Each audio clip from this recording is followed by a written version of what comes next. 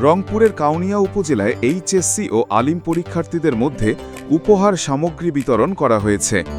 রবিবার ২৯ জুন দুপুরে উপজেলা বিএনপির সভাপতি আলহাজ এমদাদুল হক ভরসার ব্যক্তিগত তহবিল থেকে কাউনিয়ার ডিগ্রি কলেজ ও কাউনিয়া মহিলা কলেজ পরীক্ষা কেন্দ্রে পরীক্ষা শেষে উপজেলার বিভিন্ন শিক্ষা প্রতিষ্ঠান থেকে আসা পরীক্ষার্থীদের মাঝে জুস, বিস্কুট এবং উপহার সামগ্রী দেওয়া হয়। উপহার সামগ্রী বিতরণ অনুষ্ঠানে পরীক্ষার্থীকে তাদের অনুভূতি প্রকাশ করে জানায় যে এই ধরনের উদ্যোগ তাদের পরীক্ষার প্রস্তুতিতে আরও উৎসাহিত করবে এবং ভবিষ্যতে ভালো ফল করতে সাহায্য করবে। এ সময় তারা আরও বলেন, ভবিষ্যতেও এমন মানবিক উদ্যোগ অব্যাহত থাকবে বলে তারা আশাবাদ ব্যক্ত করেন।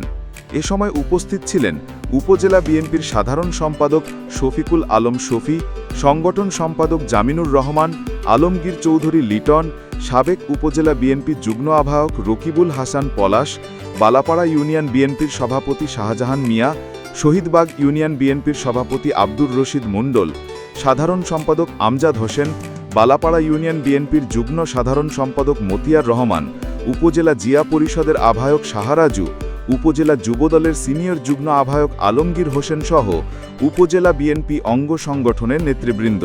পরে পরীক্ষার্থীদের উৎসাহ প্রদানের জন্য কিছু অনুপ্রেরণামূলক কথাও বলা হয়। অনুষ্ঠানে উপস্থিত বক্তারা পরীক্ষার্থীদের ভবিষ্যতের জন্য শুভকামনা জানান এবং ভালো ফলাফল করার জন্য উৎসাহিত করেন। রংপুরের কাউনিয়া থেকে আবদুল্লাহ আনন্দের পাঠানো তথ্যচিত্রের ডেস্ক রিপোর্ট। সুজিত মণ্ডল, সবার কথা।